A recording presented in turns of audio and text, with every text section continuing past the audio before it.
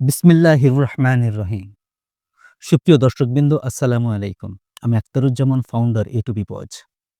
আগের ভিডিওগুলোতে আমরা এ টু বি পজ এর ওভারভিউ জেনেছি। এখন থেকে এ টু বি পজ এর মডিউলগুলো কিভাবে কাজ করে সে সম্পর্কে জানব। তারই ধারাবাহিকতায় এই ভিডিওতে আমরা জানব কিভাবে একজন ব্যক্তি তার প্রতিষ্ঠানটি এ to B pause A registration করে তার ব্যবসায়িক কার্যক্রম পরিচালনা করতে পারে। মনে রাখবেন, যদি এ টু বি পজ এ আপনার প্রতিষ্ঠানটি ইতিমধ্যে রেজিস্ট্রেশন করা হয়ে থাকে, তবে এই স্ক্রিন আসলে যেকোনো ডিভাইসে রেজিস্ট্রেশন করা সেই ইমেল এবং পাসওয়ার্ড ব্যবহার করে লগইন করে নেবেন। নতুন করে আর কখনো রেজিস্ট্রেশন করতে হবে না।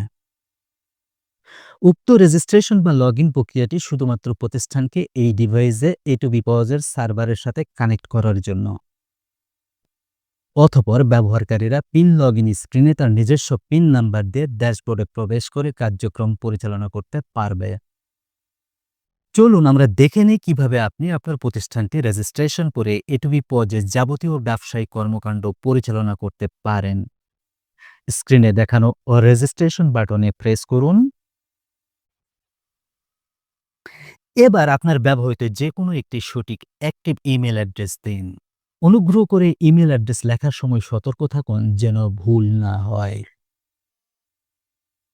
এবার পাসওয়ার্ড ফিল্ডে সর্বনিম্ন ৮ অক্ষরের একটি যে কোনো পাসওয়ার্ড লিখুন, যেটিতে নাম্বার, স্পেশাল ক্যারেক্টার এবং ইংরেজি অক্ষরের কম্বিনেশন থাকবে। ভালো হয় যতটা স্ট্রং পাসওয়ার্ড ব্যবহার করতে পারেন। অথবা পাসওয়ার্ড নিশ্চিত করুন ফিল্ডে পুনরায় একই পাসওয়ার্ড লিখুন।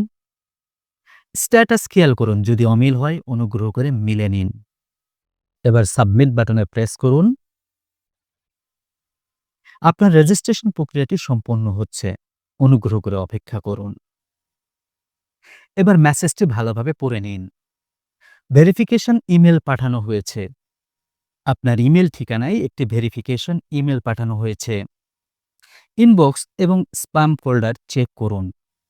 সেখানে থাকা লিঙ্কে ক্লিক করুন। এরপর আপনার ইমেল যাচাই করা হবে এবং আপনাকে অ্যাপে লগইন করার অনুমতি দেওয়া হবে। তাহলে চলুন আমরা ইমেল অ্যাপ বা ব্রাউজারে ইনবক্স এবং স্প্যাম ফোল্ডার চেক করে এ টু বি পজ থেকে পাঠানো ভেরিফিকেশন ইমেলটি খুঁজে বের করি।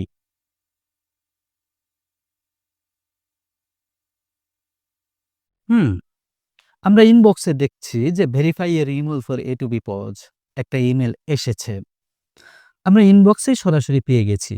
তবে যদি না পাই, অবশ্যই আপনার স্প্যাম ফোল্ডার চেক করতে ভুলবেন না প্লিজ।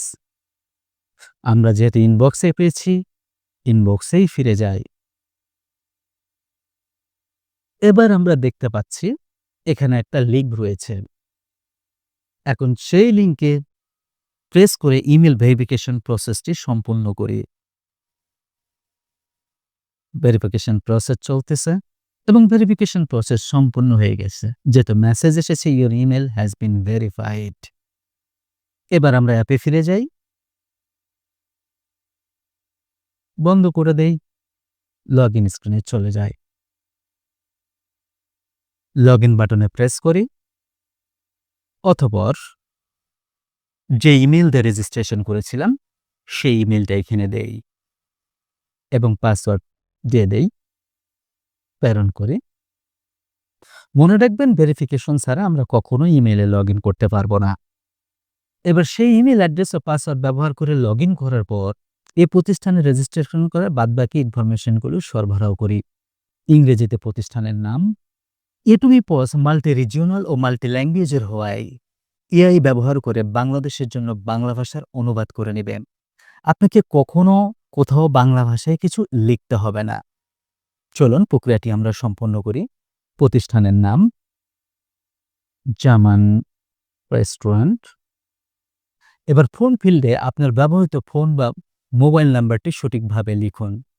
কান্ট্রি কোড তথা +88 প্রিফিক্স যোগ করার দরকার নেই, দিলেও সমস্যা নেই। এবার ব্যবহারকারীর একটা নাম দিন।